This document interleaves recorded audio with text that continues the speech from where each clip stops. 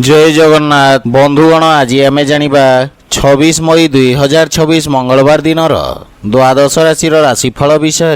यही दैनिक राशिफल चंद्रंक गोचर गणना को नहीं आधारित एवं चंद्रंक गोचर गणना आम जीवन में बहुत प्रभाव पकई थाए। तो आसंतु सर्वप्रथमे जानिबा आजिर तिथि और राशि नक्षत्र विषय।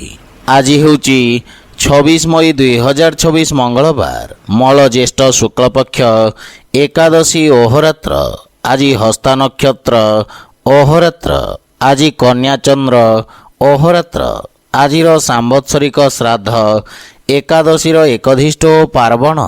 आजिर शुभ बेला प्रातः 5 घंटा 12 मिनिट रु 7 घंटा 52 मिनिट पर्यंत। आजिर सूर्योदय प्रातः 5 घंटा 12 मिनिट। आजिर सूर्यास्त संध्या 6 घंटा 29 मिनिट। आज वृष राशि पुरुष और धनु राशि महिला मानक घात चंद्र एवं मकर राशि घात बार। आज सिंह और आमिष खाइबा निषिद्ध। तो बंधुगण आसंतु जानिबा आजिर राशिफल विषय। ता पूर्वरु आम चैनल को जो मैंने नुआ करी आछंती तले थिबा लाल रंगर सब्सक्राइब बटन को दबाई आम चैनल को सब्सक्राइब करंतो और पाखरे थिबा घंटी बटन को दबाई ऑल रे सिलेक्ट करंतो। काहेकि ना आमे अपलोड करिथिबा प्रत्येक वीडियोर नोटिफिकेशन आपण सर्वप्रथमे पाई परिबे। तो प्रथमे जानिबा मेष राशि विषय। आपणक षष्ठ स्थान रे चंद्रदेवंको गोचर आपणक कार्य सफलता प्रदान करिब। आपण निज बुद्धिबल और चातुर्य बल रे शत्रु मानंको परास्त करिबे एवं संभावनार नूतन द्वार खोलिब। योजनाबद्ध भाव रे करा जाइथिबा निवेश आर्थिक सफलता प्रदान करिब। पारिवारिक जीवन रे आपणक संपर्क को सुदृढ़ करिबा एवं मानसिक विकृति दूर करिबारे पत्नीक एक गुरुत्वपूर्ण अवदान रहिब। परिवार सदस्यंक पूर्ण सहयोग प्राप्ति हेब एवं नूतन कार्य आरंभ करिबारे आपणको सहाय्य करिबे।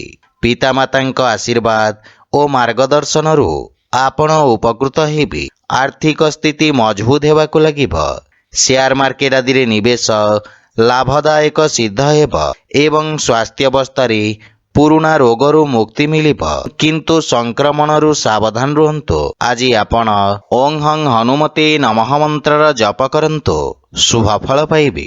वृष राशि आपणक राशि रु पंचम भाव रे चंद्रदेवंको गोचर आपणको नूतन शक्ति एवं सकारात्मकता सहित आपणक कार्य क्षेत्र रे बड़ परिवर्तन आनिबार क्षमता प्रदान करिब।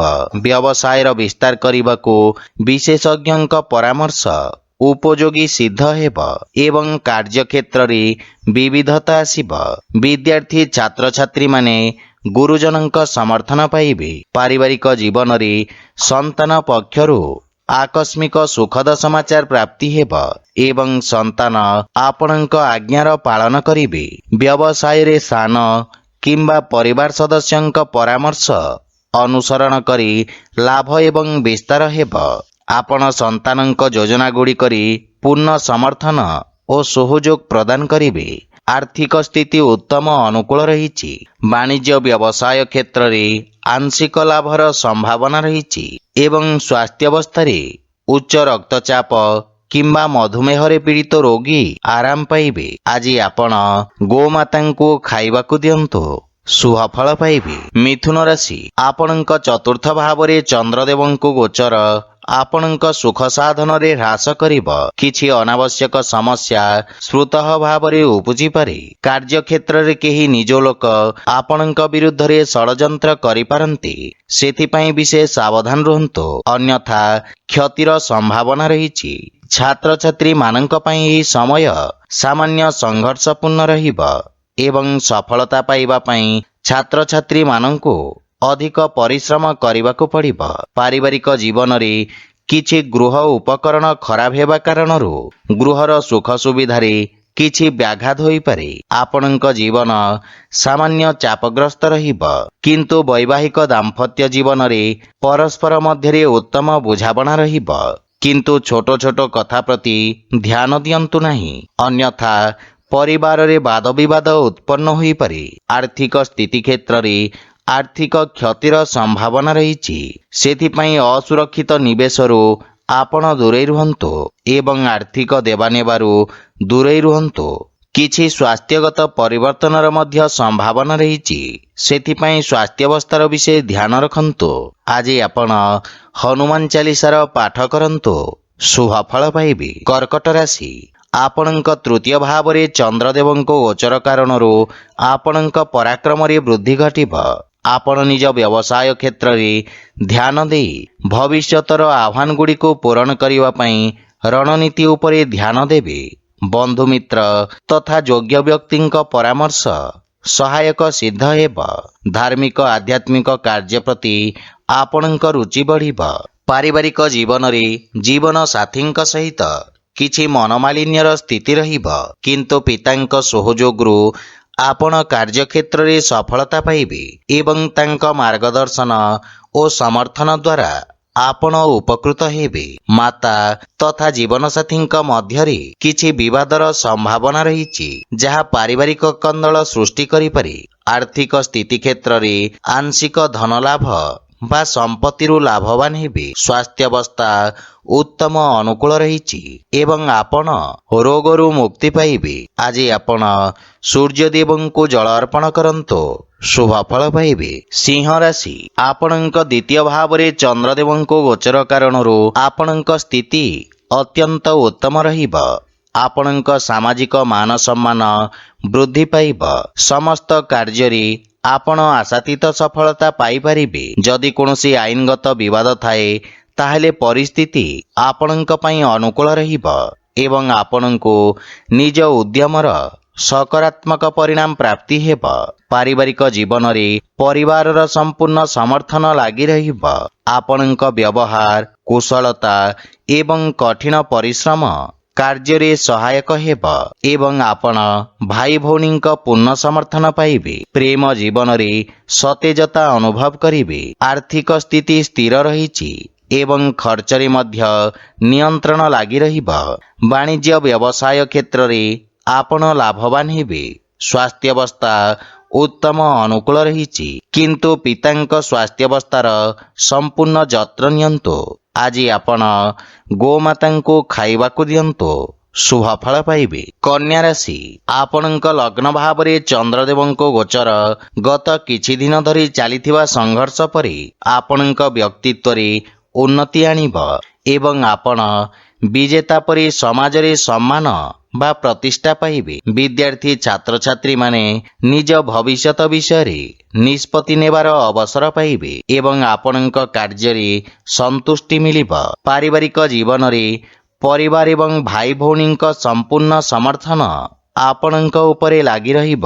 ବିଶେଷ କରି ପରିବାରର ବରିଷ୍ଠ ସଦସ୍ୟଙ୍କ ମାର୍ଗଦର୍ଶନ ଆପଣଙ୍କ ସମସ୍ତ କାର୍ଯ୍ୟ ସୁରୁଖୁରୁରେ ସମ୍ପନ୍ନ ହେବ। ଜୀବନ ସାଥୀଙ୍କ ସହିତ ଉତ୍ତମ ସମୟ ଅତିବାହିତ କରିବେ ଏବଂ ବିଦେଶରୁ ସୁଖଦ ସମାଚାର ପ୍ରାପ୍ତି ହେବାର ଯୋଗ ରହିଛି। ପାରିବାରିକ ସମ୍ପର୍କରେ ପ୍ରଗାଢ଼ତା ଆସିବ ଏବଂ ଆର୍ଥିକ ସ୍ଥିତିରେ ଉନ୍ନତି ହେବ।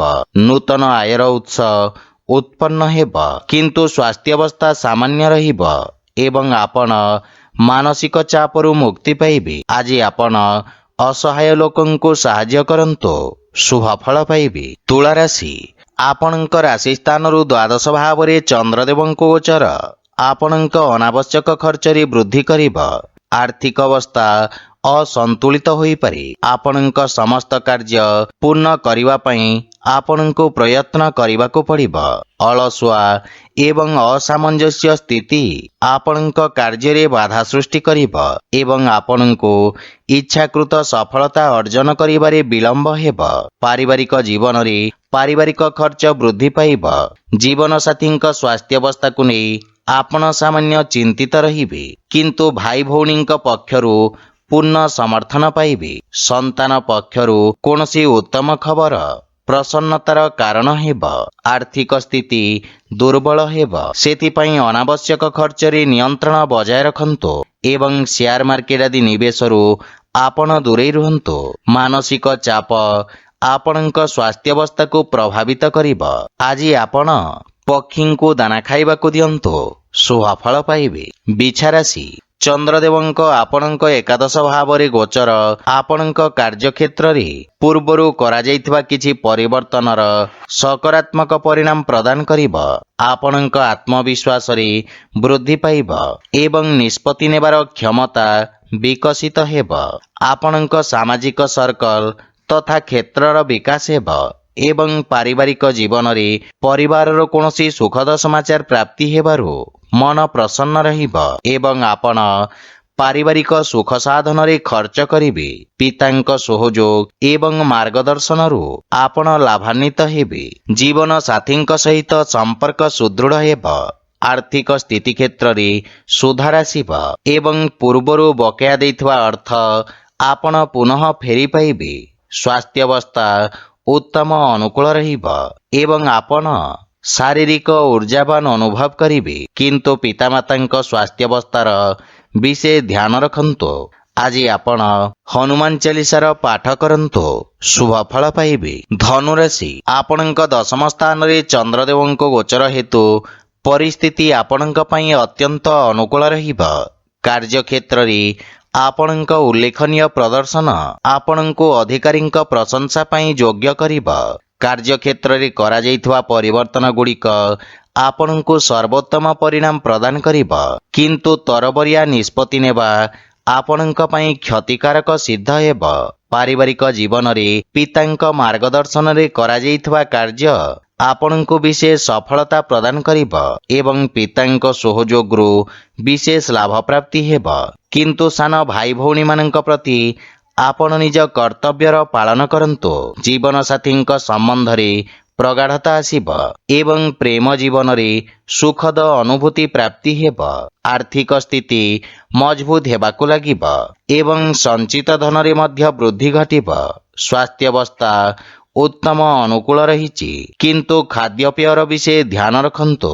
ଆଖିରେ ଉତ୍ତେଜନା କିମ୍ବା ମୁଣ୍ଡବିନ୍ଧାର ସ୍ୱାସ୍ଥ୍ୟ ସମସ୍ୟା ଦେଖାଦେଇପାରେ। ଆଜି ଆପଣ ଭଗବାନ ଗଣେଶଙ୍କୁ ଧୂପ ଅର୍ପଣ କରନ୍ତୁ, ଶୁଭ ଫଳ ପାଇବେ। ମକର ରାଶି, ଆପଣଙ୍କ ଭାଗ୍ୟ ଭାବରେ ଚନ୍ଦ୍ରଦେବଙ୍କ ଗୋଚର ଆପଣଙ୍କ ସମସ୍ତ କାର୍ଯ୍ୟରେ ଅଗ୍ରଗତି ଆଣିବ। ଅନେକ ସମସ୍ୟା ସ୍ୱୟଂଚାଳିତ ଭାବରେ ଦୂର ହୋଇଯିବ ଏବଂ ଆପଣ କାର୍ଯ୍ୟକ୍ଷେତ୍ର ଏବଂ ପାରିବାରିକ ଜୀବନରେ ଆପଣଙ୍କର ସମସ୍ତ ଦାୟିତ୍ୱ ଉତ୍ତମ ଭାବରେ ନିର୍ବାହନ କରିବେ ଏବଂ ଆଧ୍ୟାତ୍ମିକ ସନ୍ତୁଷ୍ଟି ପ୍ରାପ୍ତି ହେବ। ବିଦ୍ୟାର୍ଥୀ ଛାତ୍ରଛାତ୍ରୀମାନେ ନିଜ ଲକ୍ଷ୍ୟ ହାସଲ କରିବେ, କିନ୍ତୁ ଭବିଷ୍ୟତକୁ ନେଇ କିଛି ଚିନ୍ତା ଆପଣଙ୍କ ପାଇଁ ଚାପଗ୍ରସ୍ତ ହୋଇପାରେ। ପାରିବାରିକ ଜୀବନରେ ଜୀବନ ସାଥୀଙ୍କଠାରୁ ଅଧିକ ଉପେକ୍ଷା ଆପଣଙ୍କୁ ଚିନ୍ତିତ କରିବ ଏବଂ ଭାଇ ଭଉଣୀଙ୍କ ସହଯୋଗରୁ ଏକ ଉଜ୍ଜଳ ଭବିଷ୍ୟତର ଦ୍ୱାର ଖୋଲିବ। କିନ୍ତୁ ପିତାମାତାଙ୍କ ସ୍ୱାସ୍ଥ୍ୟ ପ୍ରତି ବିଶେଷ ଧ୍ୟାନ ରଖନ୍ତୁ। ଆର୍ଥିକ ସ୍ଥିତି ସାମାନ୍ୟ ରହିଛି, କିନ୍ତୁ ଆଶାତୀତ ଲାଭ ପ୍ରାପ୍ତି ହେବ ଏବଂ ଆକସ୍ମିକ ଧନଲାଭର ଯୋଗ ରହିଛି। ଯେକୌଣସି ନିବେଶ ପୂର୍ବରୁ ପିତାମାତାଙ୍କ ପରାମର୍ଶ ଅବଶ୍ୟ ନିଅନ୍ତୁ। ସ୍ୱାସ୍ଥ୍ୟାବସ୍ଥା ଉତ୍ତମ ହେବାକୁ ଲାଗିବ ଏବଂ ପୂର୍ବରୁ ଥିବା ସ୍ୱାସ୍ଥ୍ୟ ସମସ୍ୟାରୁ ଆପଣ ମୁକ୍ତି ପାଇବେ। ଆଜି ଆପଣ ବଜରଙ୍ଗ ବାଣ ପାଠ କରନ୍ତୁ, ଶୁଭ ଫଳ ପାଇବେ। କୁମ୍ଭ ରାଶି, ଆପଣଙ୍କ ଅଷ୍ଟମ ଭାବରେ ଚନ୍ଦ୍ରଦେବଙ୍କ ଗୋଚର ଆପଣଙ୍କ ମାନସିକ ଶାନ୍ତିକୁ ବିଚଳିତ କରିବ। ସେଥିପାଇଁ ସମସ୍ୟାଗୁଡ଼ିକୁ ନିଜ ଉପରେ ପ୍ରଭାବୀ ହେବାକୁ ଦିଅନ୍ତୁ ନାହିଁ।